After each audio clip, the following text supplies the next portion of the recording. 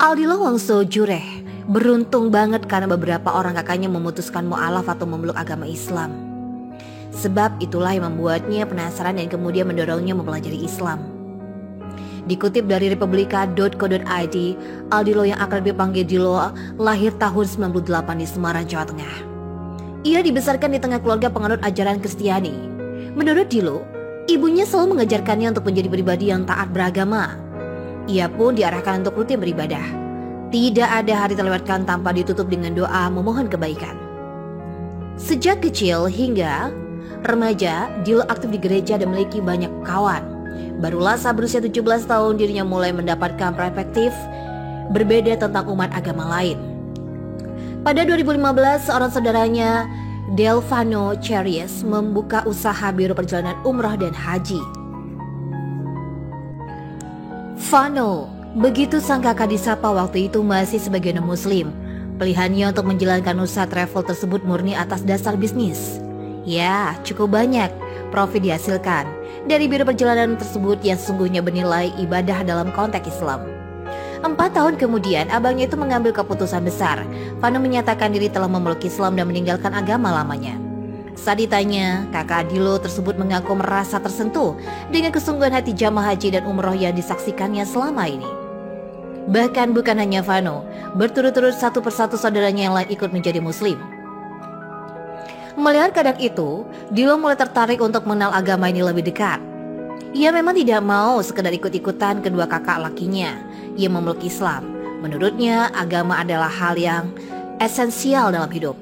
Tidak bisa dan tidak mungkin memilih beriman atas dasar bujukan, apalagi paksaan siapapun. Sebab setiap individu berhak untuk menentukan jalan hidupnya masing-masing.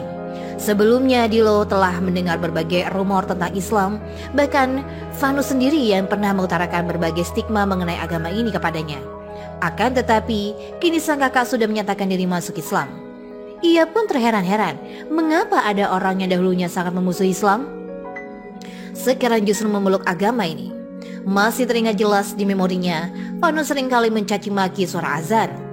Kumandang panggilan salat itu memang rutin berkumandang dari masjid di dekat rumahnya 5 kali dalam sehari. Dilo pun mengobrol dengan kakaknya itu. Vano mau menuturkan bagaimana hatinya tersentuh dengan sesungguhnya jemaah haji dan umroh saat hendak berangkat pulang dari tanah suci. Sang kakak pun mengungkapkan kebenciannya terhadap azan tersebut, membuatnya bertanya-tanya tentang apa maksud dan tujuan suara tersebut. Setelah mempelajari isinya, Vano pun mulai mengenal konsep tauhid seperti tergambar dalam kalimat La ilaha illallah. Setelah diskusi, Dilo mulai mempertanyakan keyakinannya sendiri. 6 bulan sesudahnya, ia pun berhenti ke tempat ibadah. Bagaimanapun kebiasaan berdoa tetap dilakukannya. Pada titik ini dirinya merasa perlu untuk menelaah ajaran agama yang dipeluknya saat itu dan Islam. Apa saja yang membedakan keduanya dan manakah yang paling diterima akal pikiran dan nuraninya? Dilo menangkap kesan tidak mungkin Vano menerima Islam kalau agama ini bertentangan dengan logika. Sebab kakeknya itu adalah seorang yang kritis dalam menilai sesuatu. Dilo kemudian mulai mengkaji konsep tauhid dalam Islam. Ia menemukan makna kalimat tidak ada Tuhan selain Allah. Begitu logis. Konsep kenabian menurut agama ini juga dipelajarinya dari buku-buku dan video-video kajian di internet. Pemuda ini pun memahami ajaran Islam ternyata masuk akal. Bahkan seperti ditunjukkan dalam banyak ayat dalam Al-Quran yang dibacanya melalui terjemahan. Tuhan pun berulang kali menyeru manusia agar menggunakan akal pikiran dalam menimbang-nimbang sesuatu. Dilo merasa puas karena menemukan jawaban-jawaban yang logis terhadap Islam. Kalau masih ada beberapa hal yang perlu ditelusurinya, ia tidak hanya mencari solusinya seorang diri. Ia pun sering berdiskusi dengan kawan-kawannya yang muslim. Setelah terpuaskan dengan jawaban yang didapatkan, Dilo mulai mempelajari kewajiban-kewajiban yang harus dilakukan seorang penganut Islam. Salah satunya adalah puasa. Pada Ramadan 2020, ia bahkan mulai belajar puasa. Ini dilakukannya sembari menemani sang kakak yang juga baru pertama kali menjalani puasa Ramadan. Dilo mengatakan waktu itu dirinya batal 3 kali. Dalam hari-hari itu ia merasa tidak kuat menahan haus karena harus bekerja di kantor. Lagi pula cuaca kantor saat itu cukup terik dan panas.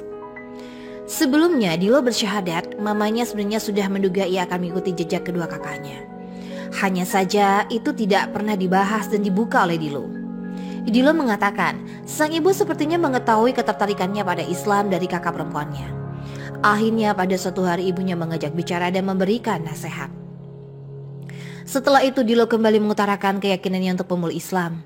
Namun kakaknya Delfano lebih dahulu menyarankannya untuk belajar syalat. Awalnya Dilo ragu. Dari kelima sholat, subuh menjadi yang paling merepotkan. Bangun pada waktu sebelum fajar bukanlah kebiasaannya sejak kecil. Bagaimanapun, ia akhirnya lulus dari ujian ini. Usai melaksanakan sholat subuh pertamanya, ada perasaan haru dalam hatinya. Seluruh beban yang selama diderasakannya semakin terangkat. Delfano kemudian mengajak Dilo untuk bersyahadat pada hari itu juga. Namun ia masih dilanda keraguan apakah sanggup menjadi seorang muslim. Kedua kakaknya kemudian meyakinkannya, jika sudah ada niat untuk bersyahadat maka segerakanlah. Kedua kakaknya kemudian meyakinkannya, jika sudah ada niat bersyahadat maka segerakanlah. Sebab tidak ada yang tahu batas umur seseorang. Khawatirnya jika ia tidak bersyahadat saat itu, maka ia meninggal dalam keadaan masih kafir. Tepat pada malam Idul Fitri 1441 Hijriah atau 2020 Masehi, Dilo bersama kedua kakaknya mendatangi markas komunitas Cah Hijrah di Semarang. Disaksikannya seorang ustadz dan kakak-kakaknya, Dilo mengucapkan dua kalimat syahadat, Asyhadu alla ilaha illallah wa asyhadu anna Muhammad Rasulullah. Setelah mendapatkan beberapa bimbingan dan pertanyaan, Dilo pulang dan mendapatkan bingkisan seperangkat alat sholat serta buku Iqra untuk belajar mengaji. Usai bersyahadat, Dilo dinasihati untuk selalu menjalankan sholat 5 waktu dan tidak boleh menunda atau sengaja tidak melaksanakannya. Dilo harus ingat dengan syahadat yang telah dilakukannya di hari itu. Ikrar yang diucapkannya adalah janji dan terus berupaya mentaati perintahnya. Benar saja, bagi Dilo azan adalah waktu yang selalu dinanti-nanti karena ia bisa melaksanakan sholat fardu. Tak hanya sholat fardu, Ramadan pun juga adalah waktu yang sangat dirindukannya. Sebuah momen istimewa dan terus menguatkan imannya. Jika di Ramadan sebelumnya dia masih banyak ta'aruf, belajar, dan belum status muslim, tahun ini keberadaannya berbeda. Sebagai seorang muslim, dirinya merasa termotivasi untuk bisa tuntas berpuasa 1 bulan penuh.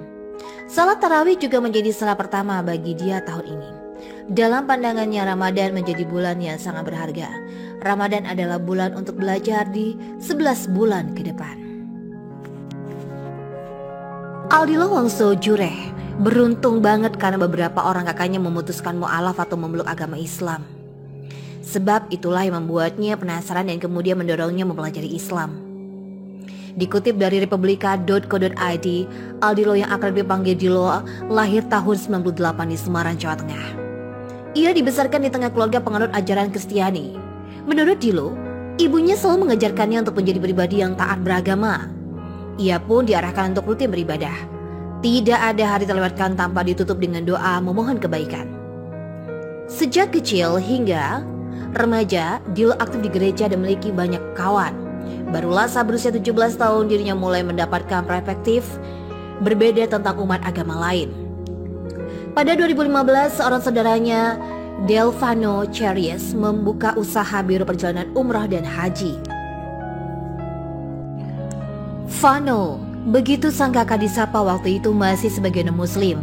Pilihannya untuk menjalankan usaha travel tersebut murni atas dasar bisnis.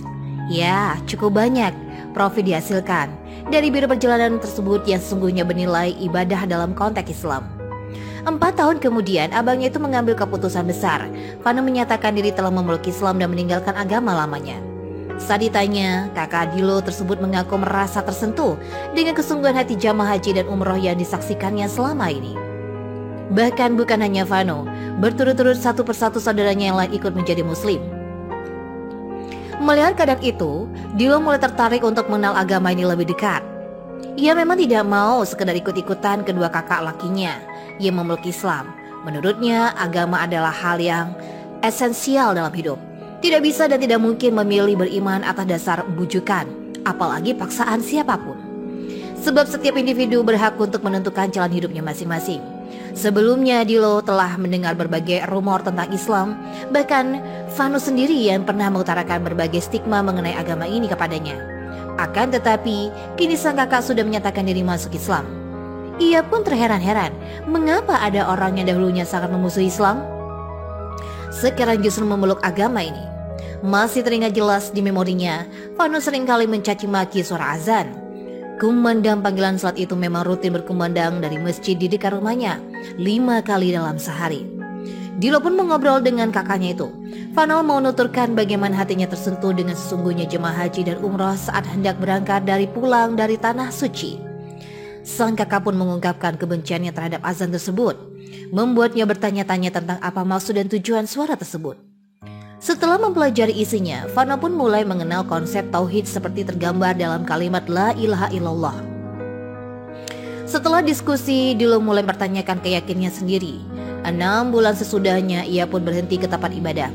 Bagaimanapun kebiasaan berdoa tentang dilakukannya, pada titik ini dirinya merasa perlu untuk menelaah ajaran agama yang dipeluknya saat itu dan Islam. Apa saja yang membedakan keduanya dan manakah yang paling diterima akal pikiran dan nuraninya? Dilo menangkap kesan tidak mungkin Vano menerima Islam kalau agama ini bertentangan dengan logika, sebab kakeknya itu adalah seorang yang kritis dalam menilai sesuatu. Dilo kemudian mulai mengkaji konsep tauhid dalam Islam. Ia menemukan makna kalimat tidak ada Tuhan selain Allah. Begitu logis. Konsep kenabian menurut agama ini juga dipelajarinya dari buku-buku dan video-video kajian di internet. Pemuda ini pun memahami ajaran Islam ternyata masuk akal, bahkan seperti ditunjukkan dalam banyak ayat dalam Al-Quran yang dibacanya melalui terjemahan. Tuhan pun berulang kali menyeru manusia agar menggunakan akal pikiran dalam menimbang-nimbang sesuatu. Dilo merasa puas karena menemukan jawaban-jawaban yang logis terhadap Islam. Kalau masih ada beberapa hal yang perlu ditelusurinya, ia tidak hanya mencari solusinya seorang diri. Ia pun sering berdiskusi dengan kawan-kawannya yang muslim. Setelah terpuaskan dengan jawaban yang didapatkan, Dilo mulai mempelajari kewajiban-kewajiban yang harus dilakukan seorang penganut Islam. Salah satunya adalah puasa. Pada Ramadan 2020, ia bahkan mulai belajar puasa. Ini dilakukannya sembari menemani sang kakak yang juga baru pertama kali menjalani puasa Ramadan. Dilo mengatakan waktu itu dirinya batal 3 kali. Dalam hari-hari itu ia merasa tidak kuat menahan haus karena harus bekerja di kantor. Lagi pula cuaca kantor saat itu cukup terik dan panas. Sebelumnya Dilo bersyahadat, mamanya sebenarnya sudah menduga ia akan mengikuti jejak kedua kakaknya. Hanya saja itu tidak pernah dibahas dan dibuka oleh Dilo. Dilo mengatakan sang ibu sepertinya mengetahui ketertarikannya pada Islam dari kakak perempuannya. Akhirnya pada suatu hari ibunya mengajak bicara dan memberikan nasihat. Setelah itu Dilo kembali mengutarakan keyakinannya untuk pemeluk Islam. Namun kakaknya Delvano lebih dahulu menyarankannya untuk belajar sholat. Awalnya Dilo ragu. Dari kelima sholat, subuh menjadi yang paling merepotkan. Bangun pada waktu sebelum fajar bukanlah kebiasaannya sejak kecil. Bagaimanapun, ia akhirnya lulus dari ujian ini. Usai melaksanakan sholat subuh pertamanya, ada perasaan haru dalam hatinya. Seluruh beban yang selama dirasakannya semakin terangkat. Delvano kemudian mengajak Dilo untuk bersyahadat pada hari itu juga. Namun ia masih dilanda keraguan apakah sanggup menjadi seorang muslim. Kedua kakaknya kemudian meyakinkannya jika sudah ada niat untuk bersyahadat maka segerakanlah. Kedua kakaknya kemudian meyakinkannya jika sudah ada niat bersyahadat maka segerakanlah. Sebab tidak ada yang tahu batas umur seseorang. Khawatirnya jika ia tidak bersyahadat saat itu maka ia meninggal dalam keadaan masih kafir. Tepat pada malam Idul Fitri 1441 Hijriah atau 2020 Masehi, Dilo bersama kedua kakaknya mendatangi markas komunitas Cah Hijrah di Semarang. Disaksikannya seorang ustadz dan kakak-kakaknya, Dilo mengucapkan 2 kalimat syahadat, Asyhadu alla ilaha illallah wa asyhadu anna Muhammad Rasulullah. Setelah mendapatkan beberapa bimbingan dan pertanyaan, Dilo pulang dan mendapatkan bingkisan seperangkat alat sholat serta buku Iqra untuk belajar mengaji. Usai bersyahadat, Dilo dinasihati untuk selalu menjalankan sholat 5 waktu dan tidak boleh menunda atau sengaja tidak melaksanakannya. Dilo harus ingat dengan syahadat yang telah dilakukannya di hari itu. Ikrar yang diucapkannya adalah janji dan terus berupaya mentaati perintahnya. Benar saja, bagi Dilo azan adalah waktu yang selalu dinanti-nanti karena ia bisa melaksanakan sholat fardu. Tak hanya sholat fardu, Ramadan pun juga adalah waktu yang sangat dirindukannya. Sebuah momen istimewa dan terus menguatkan imannya. Jika di Ramadan sebelumnya dia masih banyak ta'aruf, belajar, dan belum status muslim, tahun ini keberadaannya berbeda. Sebagai seorang muslim, dirinya merasa termotivasi untuk bisa tuntas berpuasa 1 bulan penuh. Salat tarawih juga menjadi salat pertama bagi dia tahun ini.